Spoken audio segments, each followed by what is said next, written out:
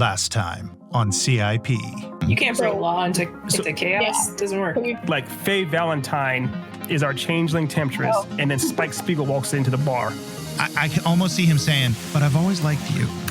They get like whatever you just said about women. I just rolled a 1. Tonight's guest is Scott Hamler of 4Z Marketing Solutions. What's up, Ari? Intro. What? Yeah. You were playing the intro. Yes. Yeah.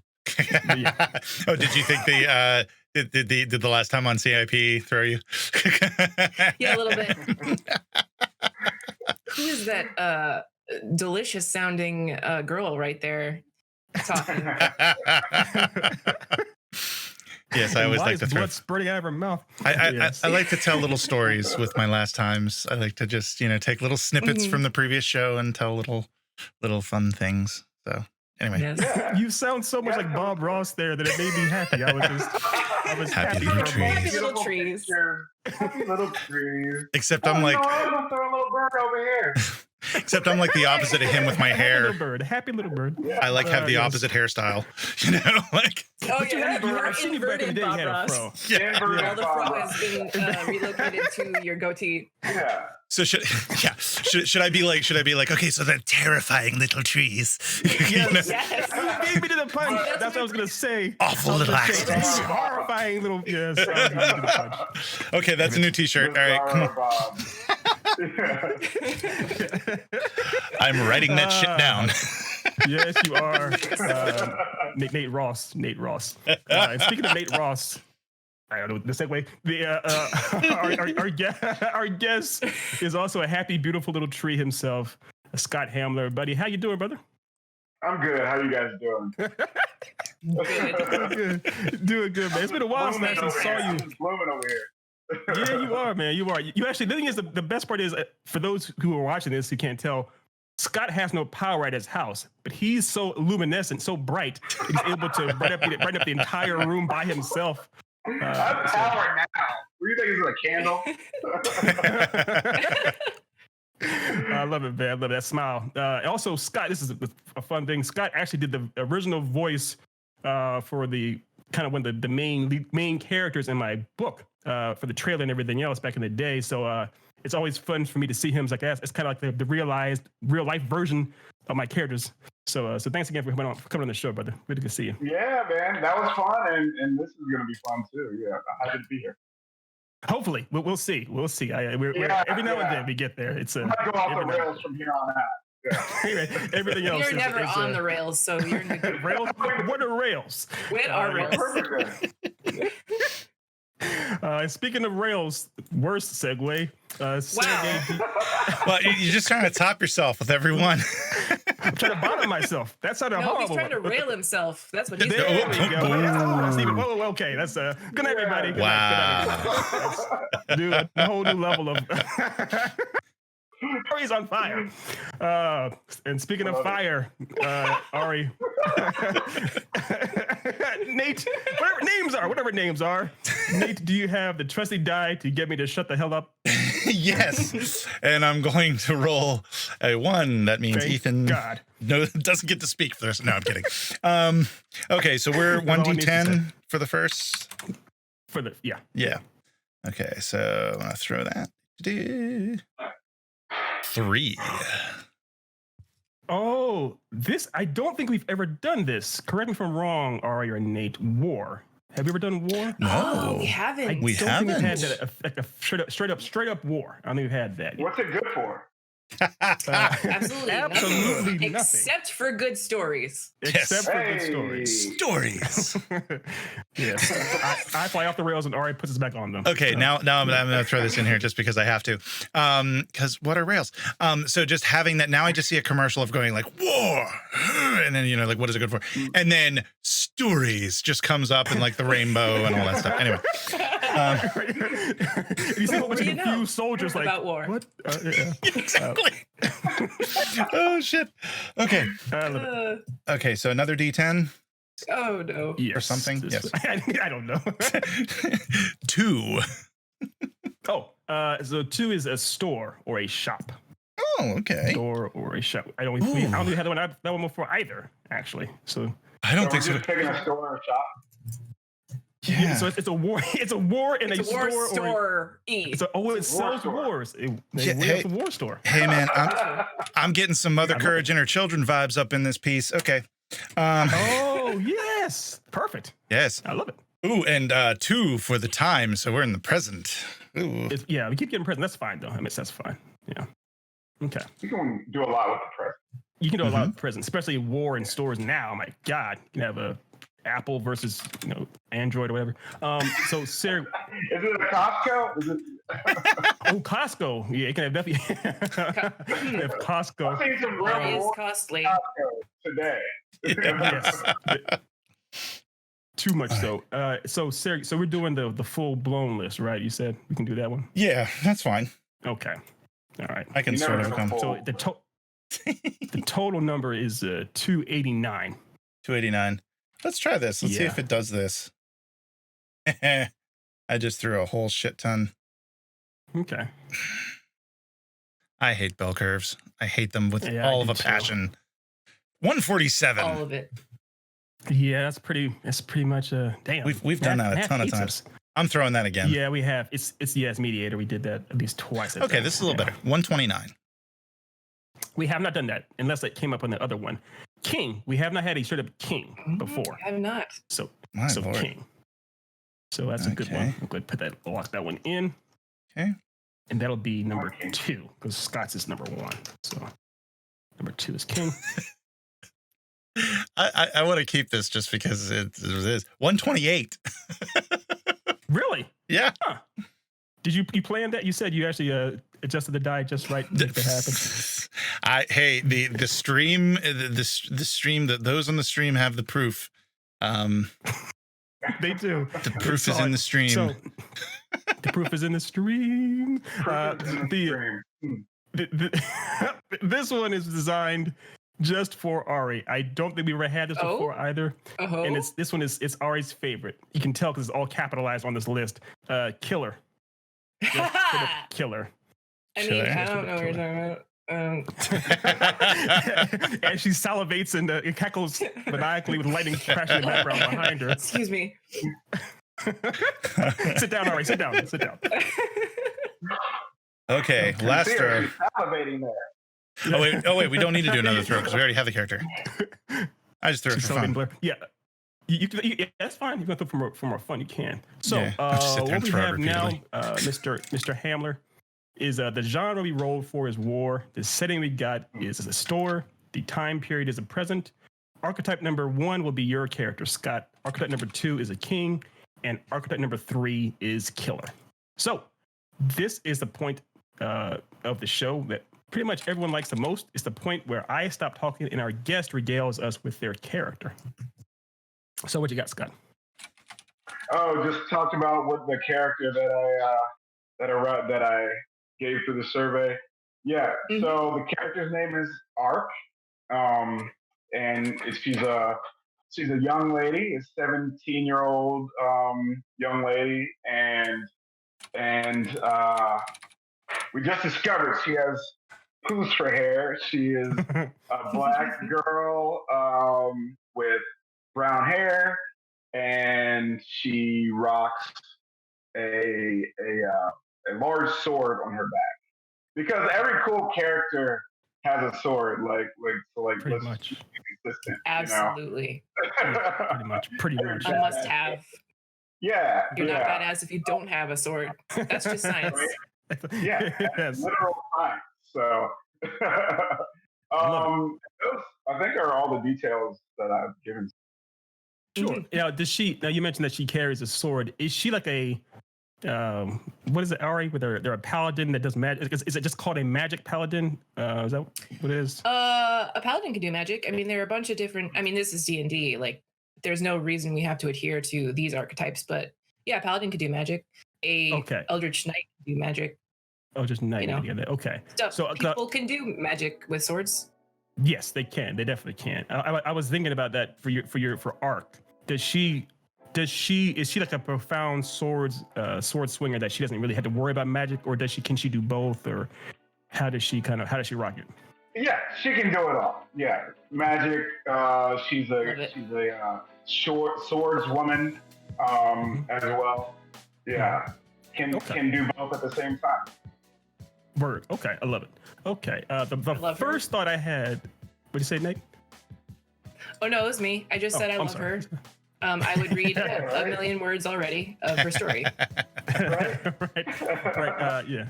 I don't know why I thought Nate talked there, but the first thing that came to my mind was obviously Cloud Strife, mainly because I just beat Final Fantasy VII Remake like last night. Oh, you have to tell me about that after this. Oh, of course. But in that game, obviously, back in the night, I mean, I know Scott and I are the same age, and Scott and Nate, all three of us, pretty much all played Final Fantasy VII when it first came out. So it's Wait, did you not play? Did you not play Final Fantasy VII at all? No, just don't tell my age. Like, I'm sorry. I meant to say was that Scott. When I was playing it, Scott was I was holding Scott in the crib. You're rocking me to sleep. Yeah, I was rocking him to sleep with his diaper on. But yeah, so that's the first thing I thought of. And I know that Cloud can do. I know for the original concept for that game, he was supposed to be like a magic knight, essentially, where he actually was supposed to do magic and sword swinging very fluidly. And then he was influenced by Berserk some, and they made him more of made him that big old broad steel sword that Guts has. But we can definitely have Arc. Like you said, she's a badass sword swinger. She can do some magic type of stuff too. And this is set in the present. And the best part is this story is a war. It is a war. And it's set in a store. So there's a few ideas there we can have go around with there. Yeah, and the backstory in her name, like I like Joan of Arc, so that's where I got Arc from. And wanted a strong female character that my daughter could see herself in. Right on. Yeah, I love it. Okay, perfect. In this, so Arc, you mentioned Joan of Arc. Does this character have kind of the same conviction, or is she, as far as a mission goes, does she have like a drive like that? Like not necessarily a religious drive, but is there something? Is she on a kind of a holy quest or anything? Revenge. Yeah. Wee. Love the revenge stories. Who doesn't? Who on earth doesn't? The best part is too, as our other roles tell, we have a king as one of the other roles, and we have a killer, and then we have Arc. So we could there's a couple of different ways to play this. We can either have it that a killer killed someone in Arc's family or whatnot, and she wants revenge. Arc could be the killer themselves. Arc could be getting revenge on a king for what the king did to their family or to their community, whatever, to her community. So it's a couple different ways you can play it with the role. I think how about the king sent the killer to kill Arc's family? Yeah. Oh, yeah. Love it.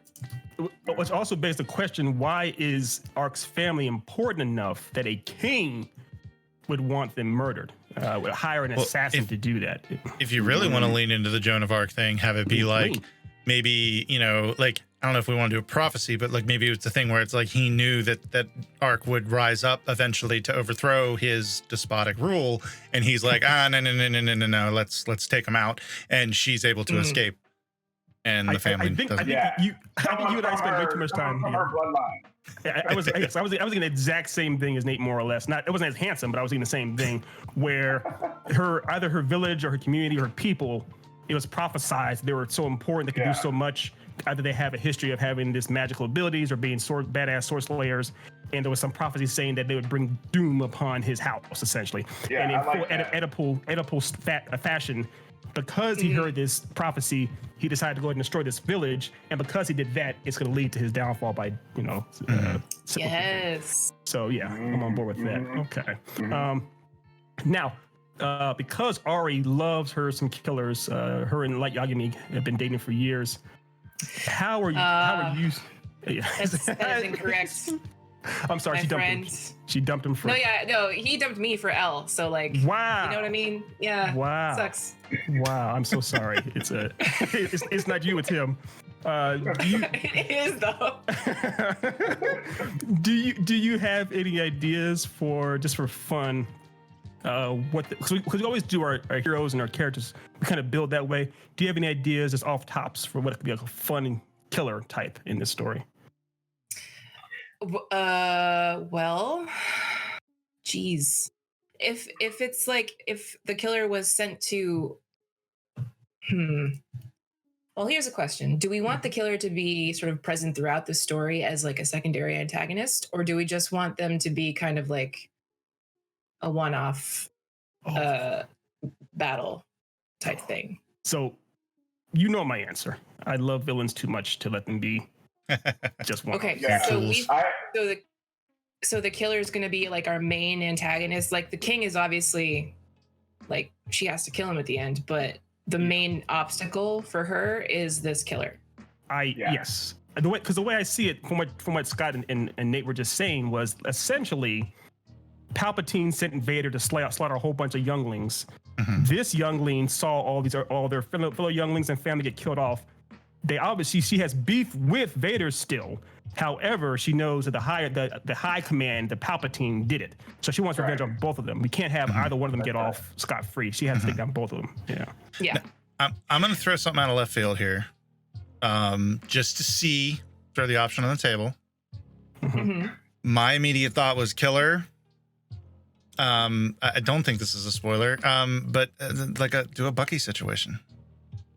That's not. Well, no. These days, that's not a spoiler. Not a spoiler these days. Yeah, like. Oh, I mean, I'm caught up. Wow.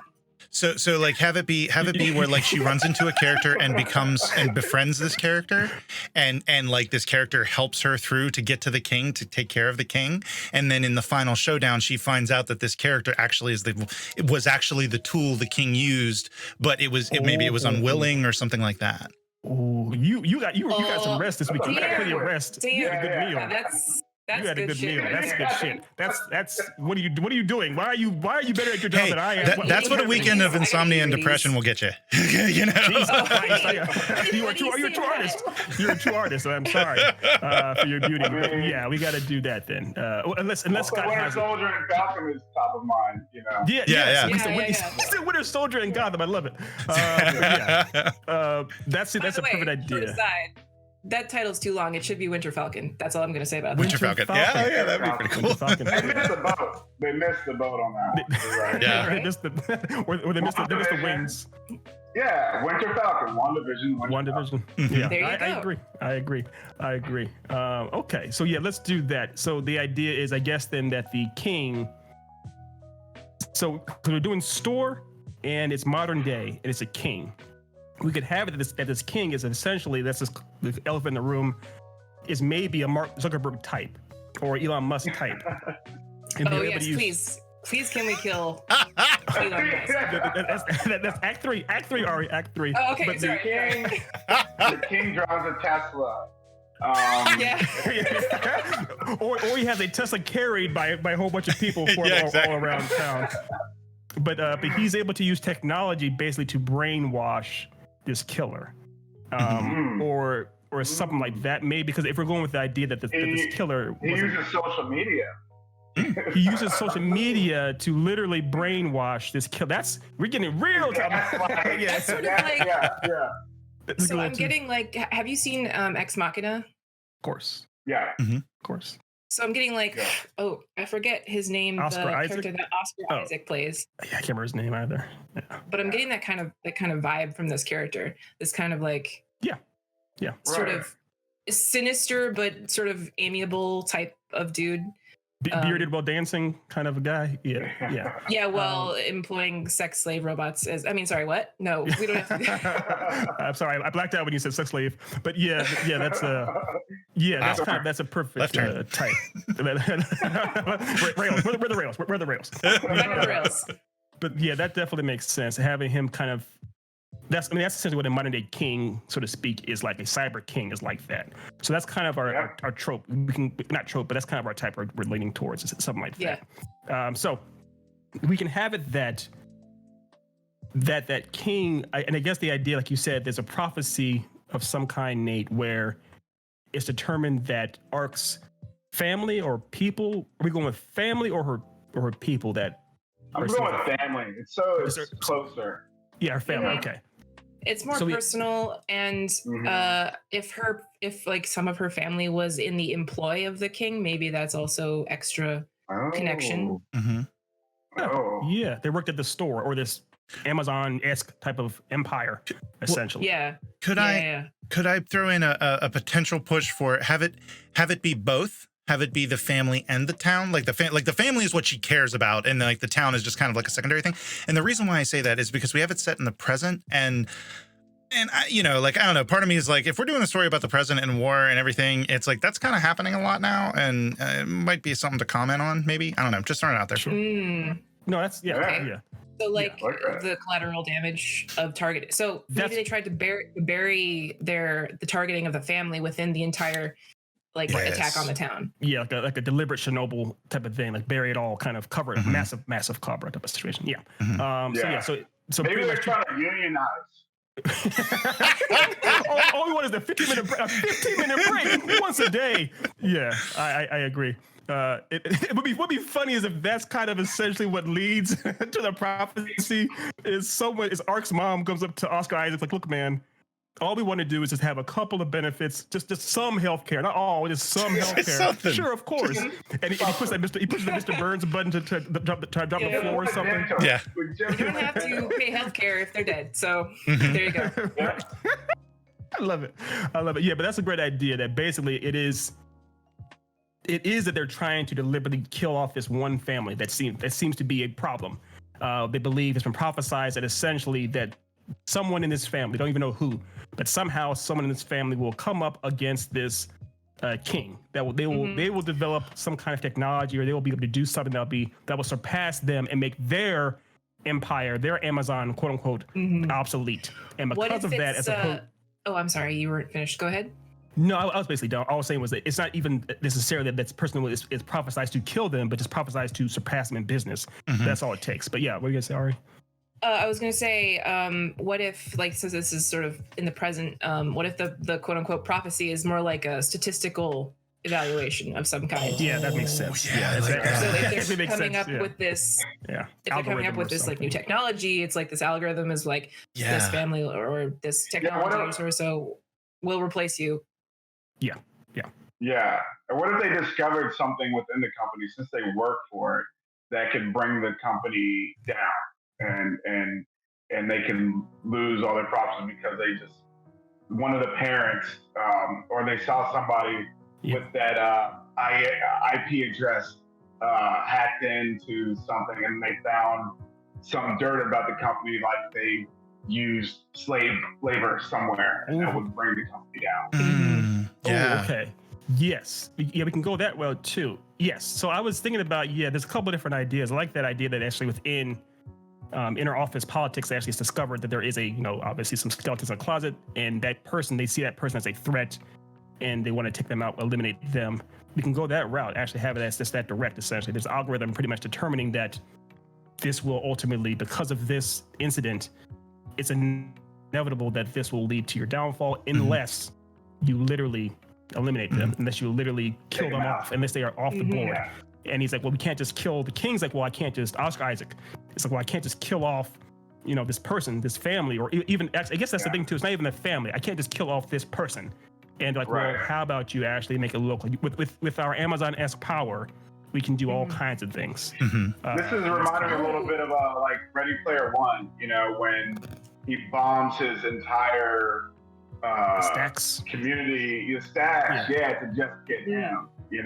Just get him, and he misses, but and he misses, Well, and he shot his shot, he missed, well, and another thing, it happens. It's like some people have bad aim some days. I think another piece that I like about this is having it be them going after an entire town. Then we can make the function of the destruction something a little bit more, I don't know, like I'm reluctant to say bombers, but like maybe like a drones, and have the drones, and then the guy that she befriends, or the girl that she befriends, was the pilot of that drone, and that way it makes it us as an audience. It separates that character from the slaughter a little bit, so that way if we want to have a redeem arc with that killer, it's not like, oh well, he went in and slit their throats, like it was it's something a little bit more removed. And if we're not doing full-blown brainwashing where it could be that because that's essentially that's kind of like an Anthony Mackie movie that came out recently where on that's Netflix. kind of what happened. Yeah. The kid Yeah. was a drone pilot, and he took out some people, but it was indirect, I guess you could. Yes. Mhm. Well, I mean, that's even in real life too. I mean, there are obviously in the military, there are drone people that pilot drones and whatnot for on attacks and do strikes. And I know they What? have.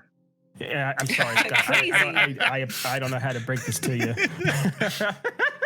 but that's the thing. If we actually had it where, and we could have it too, where the person who is, if we're going full Oscar Isaac's kind of style technology, even modern day, we could have it that this drone pilot is able to, is wearing some kind of a mask or whatnot, and he's able to pilot these drones like with gloves of some kind out in the field. Essentially, he's able. So we do see him doing this. We don't know what he looks like, more or less.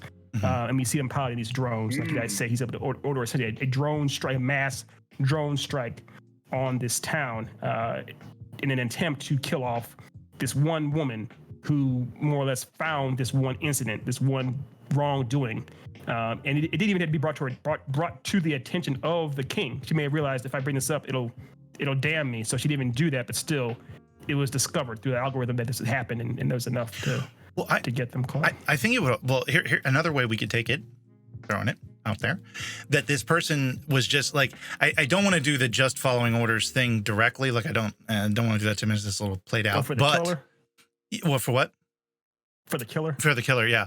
I think it might be a thing where it's like, was given a job, did the job, went about their business, met this person. This person's like, yeah, my family was killed, blah, blah, blah, go about it. And then near the end, when that person goes to either do another job or does something, finds out that they were the one that destroyed the town.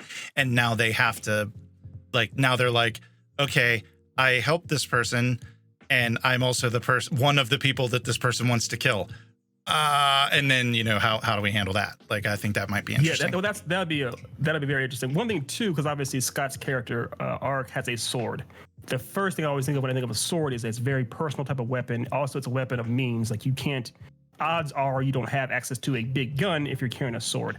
So it could be that after this town is destroyed by this drone strike, this massive drone strike, it's kind of like a dystopian world that's left, essentially. And so because she grew up in that kind of place, she learned how to handle herself with a sword very, very well. And she may develop some magic or whatnot, but basically what what seems like magic is just old school technology or whatnot that comes across like magic to certain people, or whatever. But the idea too is that, like you said, Nate, that this person, the audience, of course, audience privilege, they don't need to know who the killer is. And as our character, we're seeing this from Ark's point of view. As Ark grows up and meets the killer, she doesn't know, of course, that he's a killer. And it may be that he's helping her it may seem like ulterior motives is why he's helping her or why he knows so much about this store or whatnot. He may seem like a disgruntled employee, and we don't know why he's disgruntled. We don't know why he's doing what he's doing. And then and then like you said, when she finds out what they actually did, what he did, I guess the thing is too, is it may be that the killer doesn't even know who she is exactly. The killer may not really know exactly what he did to her. In particular. That was kind of my point. I'm sorry, go ahead. Yeah. Well, yeah. I mean, well, if he just did a job, he'd be like, whatever. Dust hands of this. I'm done. Yeah. And wouldn't look into it further. Right. I like that. Yeah. And even her story wouldn't necessarily tip him off because he's done so many jobs. Like so many. Yeah. Yeah. It's like like didn't know names. They were just Yeah, and like maybe in the back it says like maybe it was me, but what are the chances? Yeah. Right. So I guess that's the good thing too. I mean, we're getting to Ari. Have you seen Falcon Winter Soldier episode 1 yet? Yeah, I've seen all of it. So, okay, cool. Because I'm going to spoil it because I know I don't want to spoil anything. But just there's a conversation that they have with the psychologist in the first episode that Bucky has with his therapist, essentially, and it's very much the idea of like how do you reconcile your guilt and grief with being a killer from years past. And I wasn't sure if this killer, our guy here, if he's been dealing with that, if he's trying to reconcile with his guilt, if he feels guilty or whatnot. It would be interesting if he, at the beginning of the story, he doesn't have any guilt because he doesn't interact with any of his victims, because there's that removal there. But he meets her and she makes him realize, oh, there is a real human component. I am hurting people and this makes me feel guilty. Interesting. Life turns. I can totally see a scene like where they're, they connect, they're kind of they're becoming friends, and after a while they do like she asks him, so what's your story? He he basically goes into it, but he's vague enough not to, to make it so she can put 2 and 2 together. And then he goes, "What about you?" And she tells him about the night that it happened. And and then maybe we do flashback scenes or whatever of it. And it's like, that's the first realization to him that it's like, oh, I'm whole moment. Yeah. Right. Yeah. Like, I'm a horrible person, Yeah. Yeah. Okay. Perfect. It's not just a job. I am actually hurting people. Yeah, exactly. So up until this point, is he still doing the job as the drone operator, or has he like stopped working for the store? I think he's still working for them, but then he starts to kind of sabotage his own missions, like screw up, basically. And while helping her at the same time as like somewhat of a double agent almost. And trying to fly under the radar enough to not to be obvious, but is trying to help her in some kind of ways, using his position. Yeah, I like that. I like that a lot. So one thing that maybe this part made me think about too is our meetup. How do these two meet up? Is it? I was just thinking about that. Yeah. Yeah. How do they meet? I'm assuming because if she's looking for the king character, this tech guy, I'm sure he's in a large building, at the headquarters, and she obviously knows where that is. He's a very well-known person, so she probably tries to go in there and try to break in, unsuccessful, but bumps into our killer guy. I guess the thing is, if she bumped into him, then it'd be she'd know pretty much. It'd be hard for him to not. Well, she know that he works there, but not what he does. Yeah. Okay. The idea I'm getting for the killer character is it's almost like this character is bankrolled as a killer, but his day job is IT. So that way he can fly under the radar and that kind of thing. Yeah. And then he gets bonuses for finding hackers, when in reality the bonuses are for leveling towns and for tax purposes. But I think it would be interesting to have it be where maybe it's not a physical thing. Maybe she's trying to get in, like maybe she's trying to like overthrow the security or something like that, and he keeps kind of pushing her back. And then finally, somehow, either he finds her or she finds him in some ways, and something about her endears her to him, where he's basically like, I really should kill you, but I'm more of a drone guy, so I don't really want to do this. So, okay, so what? Way more of a drone guy. Yeah, like let's figure it out, and then he begins his lesson in the horrible company he works for.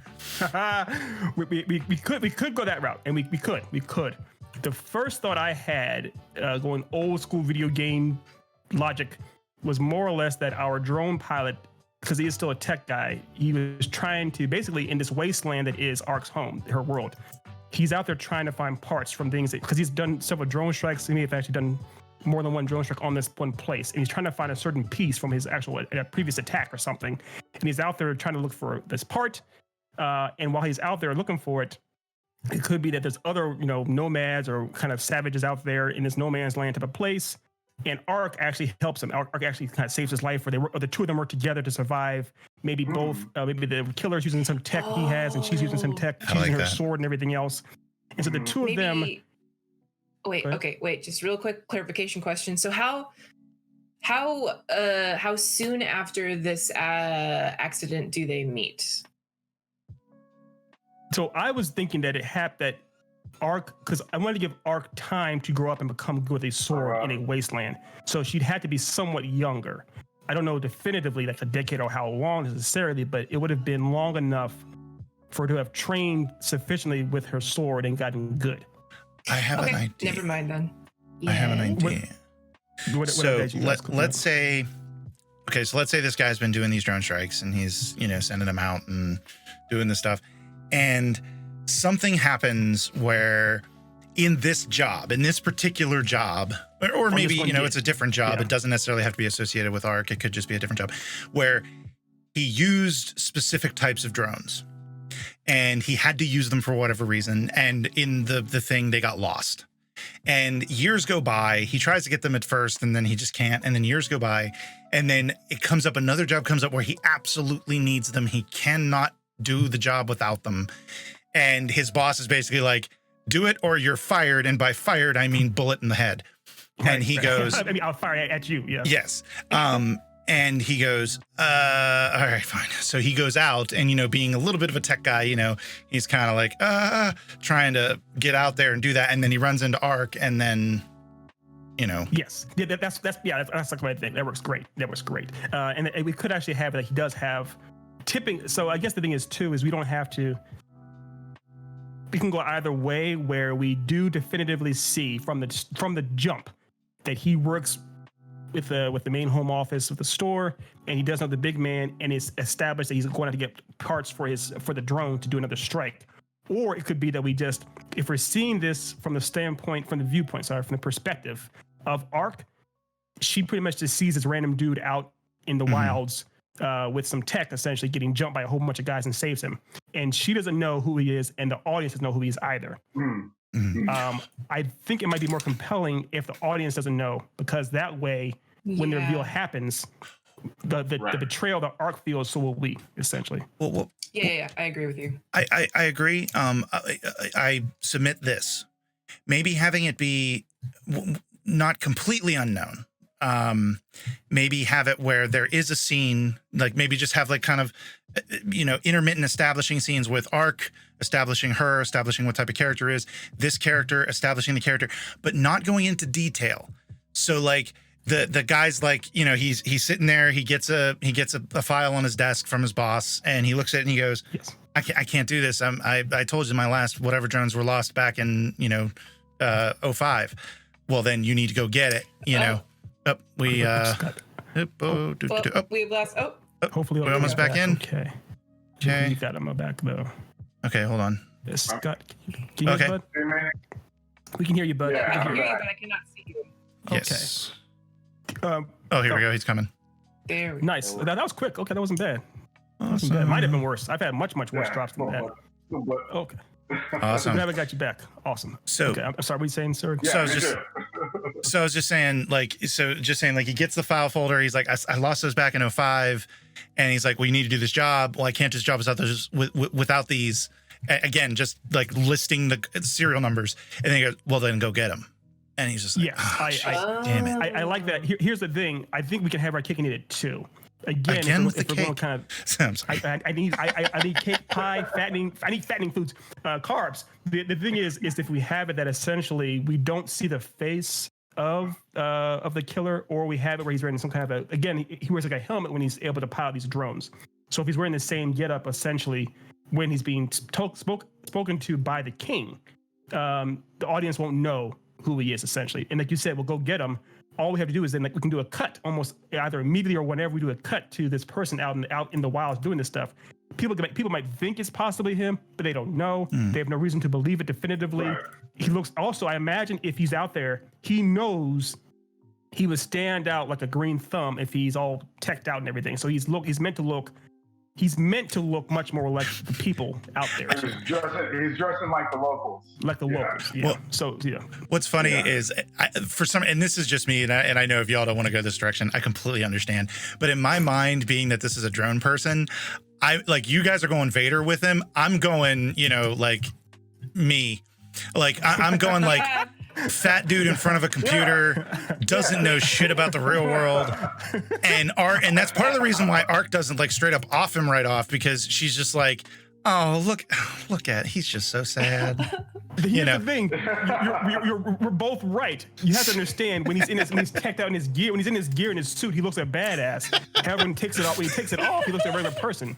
He looks like a regular. You wouldn't think anything of him. So that's actually the point. You actually wouldn't. Even the audience watching it wouldn't think anything of it. I think like part what I'm pitching is actually no outfit, because I don't think this kind of character would have that. Like, I don't think he would be. Even when he's drone striking. He's sitting there with his. But what about just like a helmet? Yeah, souped up helmet or something. So he can, because that's how he sees. It's like a VR. What if it's like VR, yeah. Like a welding helmet where it's just a HUD. Yeah, So we Kim can and- flip yeah. it up and down to so we can Yes. direct stuff. Yeah. Mhm. Yeah, that's all. That it makes takes. sense. It's Yeah. a simple thing. Yeah, simple thing. Yeah, I love it. Because you're right though, Nathan. If when Ark sees him out in the wilds and he's this doofy looking guy, no offense, but just doofy looking guy, that's I'm doofy. Of course, I know myself. you're comparing yourself to this guy. If you just look at a regular Joe kind of a guy, then there's no reason for us to suspect him. And like you said, it's no reason for the audience to suspect him either. So it makes perfect sense. I think that was great. And it could be, I guess, to a little bit of clues and some foreshadowing. He does have some nerdy tech that he's able to use, or he seems like he's pretty bizarrely clever. But that's still not enough for the audience to really know what's going on. And when Ark could say, what are you doing out here? Don't you know where you are? How dangerous the place is? And he's like, I have to be here. I need to get something. Essentially, you could still be that. We could see that it could almost be implied that he has his own mission for doing his own thing. He's also a survivor or whatnot. He's got to do something. There's no reason to assume he's actually there because of the. Right. Yeah.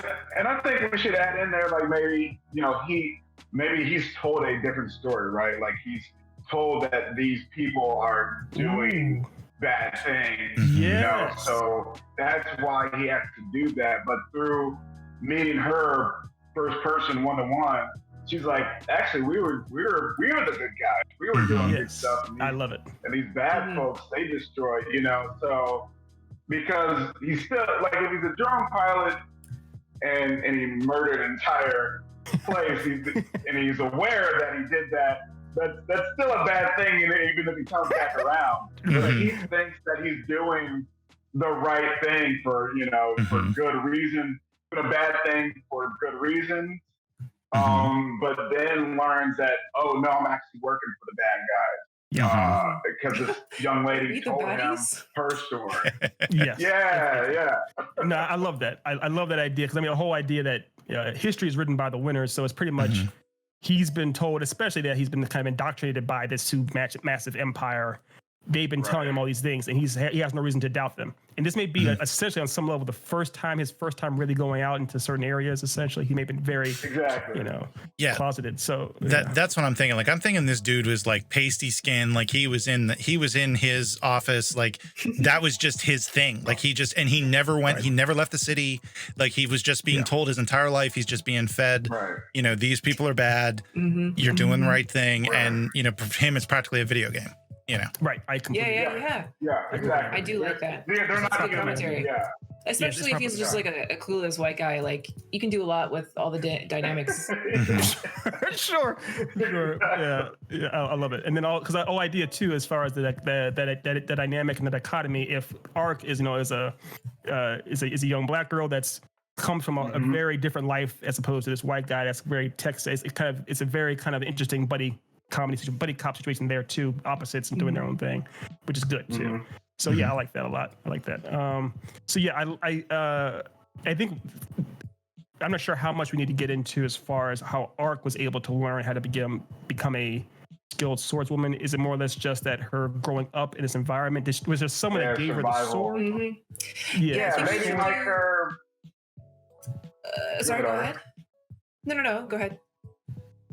Well, I was just thinking, like somebody from her family, a character, father, mother, grandfather, somebody kind of like there's a little bit of backstory with them. Like they are also, somewhat of a like activist type, so they also have to defend themselves within this world. So she's taught a little bit of that, but then after they get murdered, then she has to come of age and learn how to survive on her own. And through that time, she's learned some different skills, like how to really use the sword. Maybe it's a family sword, and also comes upon other wreckage tech that she's able to wield, like it magic-esque.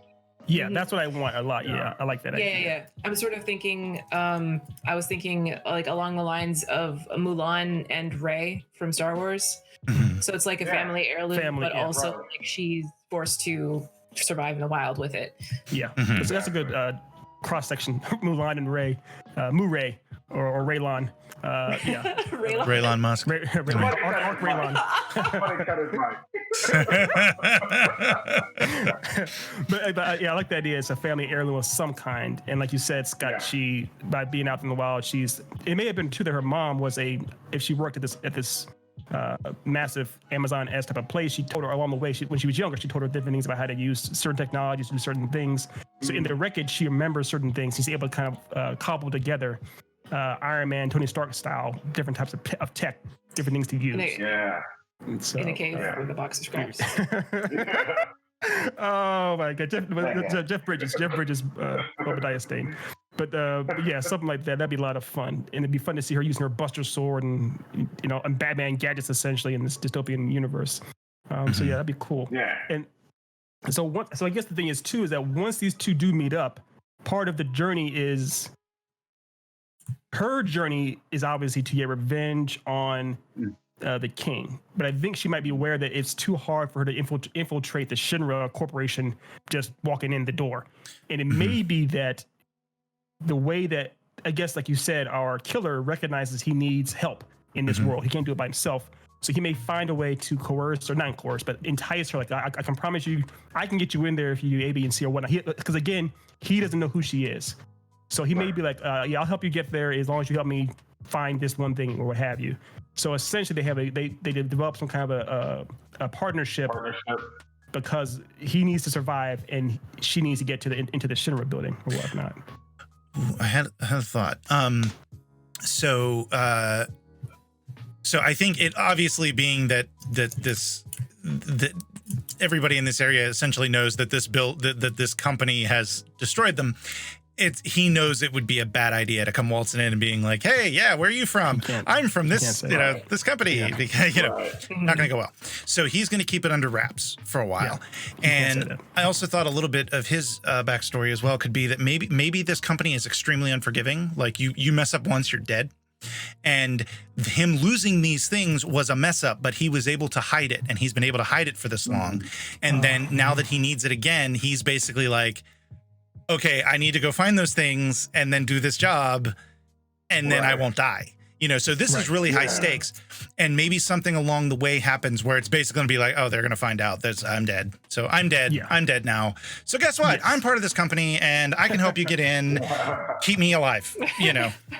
Well, so I think as you brought up before, Nate, the reveal of who he is and who he's working for and everything, we can definitely have it revealed to the audience that he is a killer. He's at least working with the company before Ark knows about it.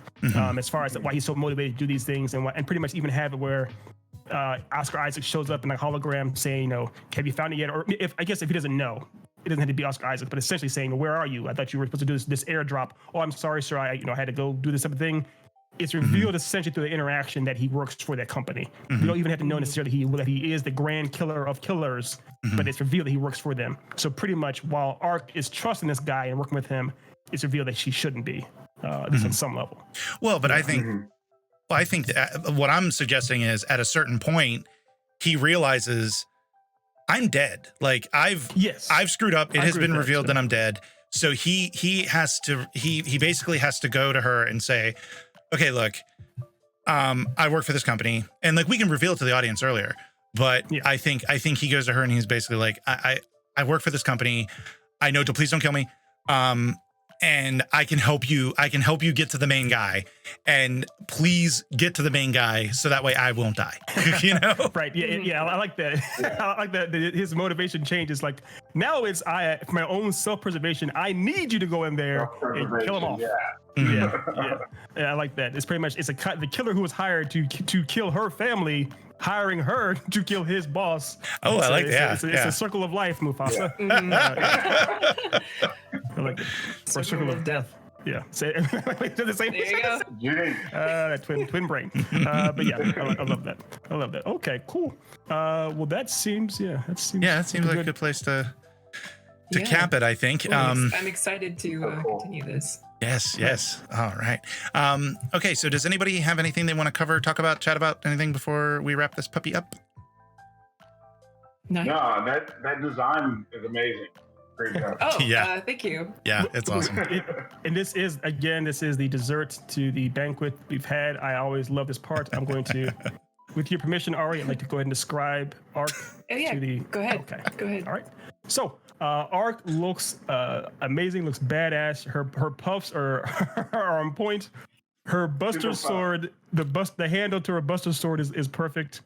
And she's wearing what looks like, I'm trying to get how to describe the coat. It looks kind of like a coat that Neo wore in Matrix 1.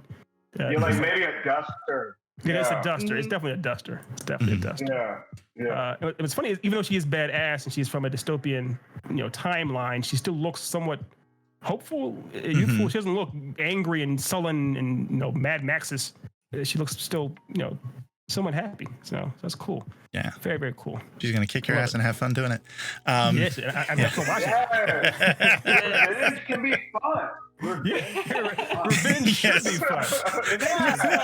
The lesson of the story. He came up in my brain. I mean, the exact same thing. I'm titling it Revenge is fun. Revenge is Our fun. last title, Scott, so when Morgan was on last week, Scott, the title of that piece was called Potato. Oh God! Why did you bring that up? We vowed never to speak of that again. Revenge is fun. Revenge is fun. Alrighty. Right. Well, Scott, thank you so much for joining us today. It's been fantastic, and we hope. Awesome. Yeah, and you will you be able to join us next week to finish it up? I'll be here. Awesome. I love it. Yeah. Well, fantastic. Well, be sure everybody to join us here next week so that way we can finish up the story. Revenge is fun. And be sure to check out our YouTube channel. Be sure to check out our podcast and all those places. Thank you so much for joining us today, and I hope y'all have a wonderful day.